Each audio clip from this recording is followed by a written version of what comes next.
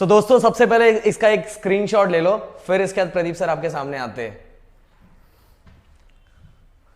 कैसे हो आप सभी? स्वागत है आप सभी का जेआर ट्यूटोरियल के इस चैनल पे। दोस्तों प्यार तो आप बहुत दिखा रहे हो, दिल से बोल रहा thank you so much. Thanks मतलब जितना बोलूं उतना कम है, बट एक काम कर दो, फटाफट चैनल को जितना ज्यादा हो सके उतना ज्यादा दोस्तों तक शेयर करो, क्योंकि देखो कितना ज्यादा हार्डवर्क किया जा रहा है। तो आपका भी टारगेट होना चाहिए ना कि जल्दी अपना चैनल 1 मिलियन तक पहुंच जाए, तो आपका टारगेट ये होना चाहिए। तो फटाफट चैनल को सब्सक्राइब करवाओ, शेयर करो, वीडियो जो पसंद आए सबको लाइक करो और प्यारा कमेंट्स करो, क्योंकि उसी से तो हमें एनर्जी आती है। तो प्यारा कमेंट्स हो जाना चाहिए।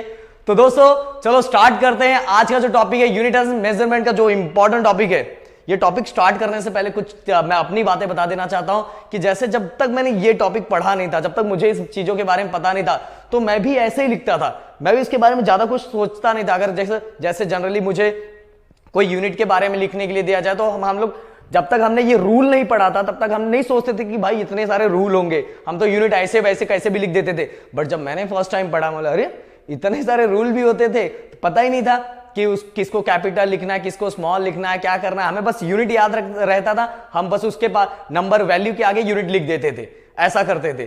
तो आप भी अभी फर्स्ट टाइम बहुत सारी चीजें आपको न्यू पता चलेगी, अरे सर मैंने तो ऐसा सोचा ही नहीं था। तो जिसको इसमें से जो चीजें नया पता चला, कमेंट्स में लिख के मुझे बताना कि सर हाँ ये तो मैंने फर्स्ट टाइम सुना, मैंने तो सोचा ही नहीं था कि ये रूल है। प्लीज लिख के दिखाना, मैं कमेंट जरूर चेक करूंगा। एक एक करके हम देखते जाते हैं कौन कौन से रूल होते हैं। Convention for the use of ऐसा यूनिट, ये एग्जाम में आने के चांसेस बहुत ज्यादा है और बहुत इंपॉर्टेंट है। तो गाइस सबसे पहले, unit of every physical quantity should be represented by symbol. Okay, मतलब कि अगर हमें किसी भी फिजिकल क्वांटिटी को रिप्रेजेंट करना है, उसके यूनिट को रिप्रेजेंट करना है, तो किससे रिप्रेजेंट करते हैं? उसका सिंबल से। जैसे एग्जांपल न्यूटन, अगर मुझे फोर्स का यूनिट लिखना है, फोर्स, तो इक्वल टू क्या लिखता हूं मैं? 3 न्यूटन। क्या लिखता हूं? 3 न्यूटन। तो मैंने ये फिजिकल क्वांटिटी के यूनिट को किससे रिप्रेजेंट किया? सिंबल से रिप्रेजेंट किया कि नहीं किया? किया ना। तो यही फर्स्ट वाला बहुत सिंपल है। अब चलते हैं हम सेकंड की तरफ। Full name of unit always start with smaller. चलो इसके बारे में एक चीज मुझे और बतानी है, एक और चीज बता देता हूं।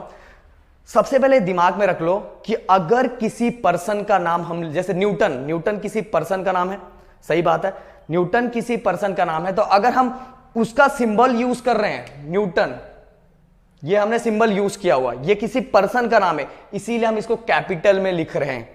बट अगर ये किसी पर्सन का नाम नहीं होता और हमें सिंबल यूज करना है, जैसे मीटर, तो हम स्मॉल में लिखते हैं। तो यूनिट का सिंबल लिखते टाइम ये दिमाग में रखना कि अगर वो किसी पर्सन का नाम है तो कैपिटल में लिखना सिंबल के टाइम। हाँ, सिंबल लिखने के टाइम अगर वो किसी पर्सन का नाम है तो किस में लिखोगे? कैपिटल में। अगर पर्सन का नाम नहीं है तो स्मॉल में लिखो। ओके, जैसे आपको मैंने एग्जांपल बता दिया, मीटर, केजी, किलोग्राम किसी का नाम होता है क्या? किलोग्राम नहीं होता, मेरे को तो नहीं पता है, मैंने तो जितना पढ़ा है मुझे नहीं पता है, हो सकता है किसी का नाम होगा तो मुझे बताना। तो किलोग्राम ये किसी का नाम नहीं होता है, इसीलिए सिंबल लिखते समय हम इसको स्मॉल में लिखते हैं। ये पता ही नहीं होगा सर मैं तो ऐसे लिखता था, के जी ऐसे लिखता था पहले कैपिटल, तो भाई गलत करते थे, मेरे को भी नहीं पता था। मेरे को भी जब पता चला, मतलब ये यार ये तो बहुत गड़बड़ हो रहा है। तो सिंबल के टाइम याद रखो, जब भी सिंबल लिख रहे हो, अगर किसी पर्सन का सिंबल, किसी पर्सन के नाम के थ्रू वो सिंबल लिख रहे हो तो कैपिटल होना चाहिए। अगर पर्सन का वो सिंबल नहीं है, पर्सन के नाम से वो सिंबल नहीं है, तो कैसा होना चाहिए? स्मॉल होना चाहिए। तो फर्स्ट। अब दूसरा, full name of unit always start with smaller letter even if the name is after a person. अब यहां थोड़ा टेंशन आ जाता है। जैसे हम इंग्लिश में लिखते हैं, अगर इंग्लिश में हम कोई भी वर्ड्स लिखते हैं तो स्टार्टिंग वाला किससे स्टार्ट करते हैं? कैपिटल से स्टार्ट करते हैं ना। अगर मेरा नाम आपको लिखना है, तब किससे स्टार्ट करोगे? पी कैपिटल लिखोगे ना। प्रदीप अगर लिखना है तो पी कैपिटल लिखोगे, सही बात है कि नहीं? पी किस में लिखोगे? कैपिटल में लिखोगे। बट यहां उल्टा है, अगर यूनिट को आपको फुल फॉर्म में लिखना है, अगर वो किसी पर्सन का भी नाम है तो भी उसको स्मॉलर में ही लिखना है। देखो जैसे सिंबल में तो मैंने बता दिया, पर अगर हमें फुल फॉर्म में लिखना है, तो अगर हमें न्यूटन भी लिखना है तो हमें कैसे स्टार्ट करना पड़ेगा? स्मॉल में। मतलब अब कहने का समझ लो, अगर हमें फुल फॉर्म में लिखना है तो सब चीजें, अगर यूनिट को फुल फॉर्म में लिखना है तो सभी को कैसे लिखना है? स्मॉल में ही लिखना है। कैसे लिखना है? स्मॉल में। क्लियर? समझ में आ गया? अब आगे चलते हैं। किसी पर्सन का नाम भी, अगर मेरा नाम भी लिखोगे तो भी अगर भाई पर मैं यूनिट बनूंगा तो ना, अगर आप करोगे तो हो सकता है एक समय हमारा भी नाम फेमस हो जाए और हमारा भी नाम यूज किया जाने लगे किसी यूनिट के लिए। Do not use the plural form for the symbol of unit. Plural form जैसे अब मान लो मेरे पास फोर्स है, ओके, अब यहां 1 न्यूटन है, चलो इसमें तो हमने प्लूरल फॉर्म नहीं लिए, पर अगर यहीं 3 न्यूटन हो तो 3 न्यूटन्स नहीं लिखते, प्लूरल फॉर्म नहीं लिखते, ओके। ओनली इसको कैसे लिखेंगे, 3 न्यूटन, क्या लिखेंगे, 3 न्यूटन, एस नहीं लगाते, क्लियर कट। ओ सर इतने सारे रूल है। अब आगे चलते हैं, fourth, do not give full stop after a symbol of unit. बहुत लोग को आदत होता है कि कुछ भी लिखने के बाद फुल स्टॉप लगा देते हैं, ऐसा लिखा और आगे फुल स्टॉप लगा दिया, तो भाई ये मिस्टेक मत करना, ये भी रूल है। यूनिट के आगे फुल स्टॉप नहीं लगाया जाता, अगर लगा रहे हो क्या, wrong. The unit of 2 physical quantity in numerator and denominator should be written as 1 ratio.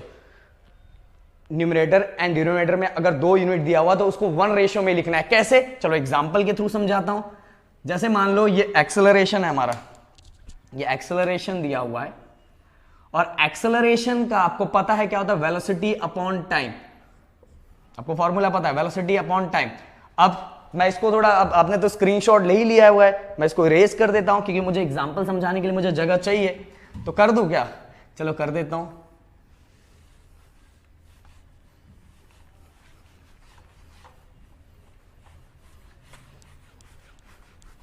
ये हो गया, अब मेरे पास बहुत सारा जगह है।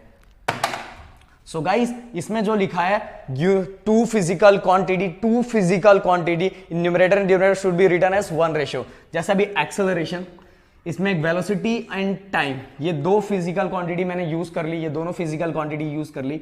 और जो वेलोसिटी का यूनिट होता है वो होता है मीटर पर सेकेंड, ऐसा लिखता हूं मीटर पर सेकेंड, और टाइम का भी होता है पर सेकेंड। तो मीटर पर सेकेंड हमें इसको 1 रेशियो में लिखना है। 1 रेशियो मतलब कैसे, मीटर पर सेकेंड स्क्वायर, ओके, या तो मीटर पर, अब ऊपर चला जाएगा तो ये क्या होगा, रेस टू -2, ऐसे नहीं लिखना है, मीटर पर सेकेंड। सर वैसे भी नहीं लिखते थे सर हम, बट भाई ये रूल है, चलो मैंने बता दिया, मुझे पता है ऐसे कोई लिखता नहीं होगा, बट रूल था तो मैंने बता दिया। मीटर पर सेकेंड, तो मीटर पर सेकेंड नहीं लिखना है, मीटर पर सेकेंड स्क्वायर, या तो मीटर सेकेंड, और सेकेंड के जब ऊपर ले लेंगे तो क्या हो जाएगा, ये रेस टू -2 हो जाएगा। तो हो गया। अब आगे चलते हैं, आगे वाला। सर जी दिख रहा है कि नहीं बच्चों को? दिख रहा है, okay. Do not use combination of unit and symbol in a single unit. Next वाला जो है, do not use combination of unit and symbol in a single unit. जैसे मान लो कोई लिख रहा है, कोई होशियार लड़का लिख रहा है, वो ऐसा लिख रहा है न्यूटन। देखो मैंने फुल फॉर्म लिखने के टाइम स्मॉल में स्टार्ट किया हुआ है, ओके, तो याद रखो फुल फॉर्म में पर्सन का नाम रहे तो भी स्मॉल में स्टार्ट करो, न्यूटन। देन इसके बाद मैंने ऊपर वाला फुल फॉर्म में लिखा है और नीचे वाला मुझे मजा नहीं आया, जूल। ये अभी नहीं, ये आपको होमवर्क में दूंगा, ये नहीं बताऊंगा मैं, चलो कुछ और, केजी। ऊपर वाला फोर्स का जो था मैंने वो फुल फॉर्म में लिखा है, और नीचे वाला मैंने जो मास का था वो फुल फॉर्म में लिखा और ये सिंबल में लिखा। तो भाई ऐसा नहीं चलेगा, या तो आपको लिखना है तो आप इसको ऐसा लिखो, न्यूटन केजी, न्यूटन केजी, ऐसा चलेगा, ऐसा चाहिए, समझ में आया? दोनों किस में चाहिए, सिंबल में चाहिए, या तो दोनों फुल फॉर्म में लिखो, बट करेक्टली इसी तरह से रहता है। दोनों कैसा होना चाहिए, सिंबल में चाहिए। आपके मर्जी के हिसाब से फिजिक्स नहीं चलता। आगे चलते हैं, वी कैन राइट मीटर पर सेकेंड एज, अब देखो यहां बहुत बार हमें आदत होता है, हमें क्या आदत होता है, कैसा, मीटर पर सेकेंड दिया हुआ है, इसका यूनिट है, तो हम जनरली ऐसा लिख देते हैं,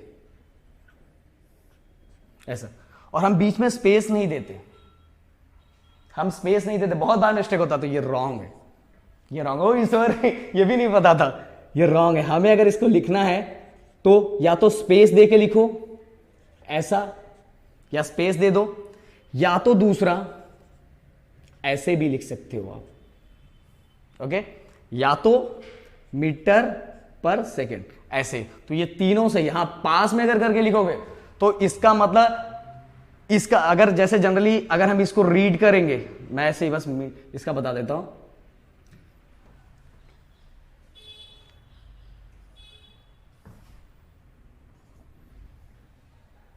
कौन सा करेक्ट है? ये एंड ये। स्पेस होना चाहिए, स्पेस होना चाहिए, बस ये आपको बताना चाहूंगा, स्पेस क्या होना चाहिए, स्पेस होना चाहिए। सो गाइस, सबके सब रूल आपके प्रदीप सर ने आपको बता दिया। मेरे ख्याल से आपको बहुत अच्छा लगा होगा और मजा आया होगा रूल्स, क्योंकि देखो जो चीजें नई सीखने को मिलती है तो मुझे तो मजा आता है, मुझे तो जब भी नया नया सीखने को मिलता है तो बहुत मजा आता है। तो हो सकता है मेरे सामने जो बैठे उन्होंने भी कुछ सीखा होगा और उनको भी बहुत मजा आया होगा, तो आप लोगों ने भी कुछ नया सीखा होगा। तो दोस्तों क्या करो, बस वीडियो को लाइक करो, दोस्तों के साथ शेयर करो और फटाफट अपने इस JR ट्यूटोरियल के चैनल को, क्योंकि आपको पता है यार हर क्लास का वीडियो आ रहा है तो पहुंचना चाहिए ना। अभी भी नंबर ऑफ सब्सक्राइबर बहुत कम है, पहुंचा दो, बस शेयर करो। आपको तो आपके लिए इतना हार्डवर्क किया जा रहा है तो आप तो इतना कर सकते हैं। तो दोस्तों लास्ट में बस इतना ही बोलूंगा कि अपना ध्यान रखो और जम के JR ट्यूटोरियल की स्टडी वीडियो लेके जम के स्टडी करो। Bye bye, Tata.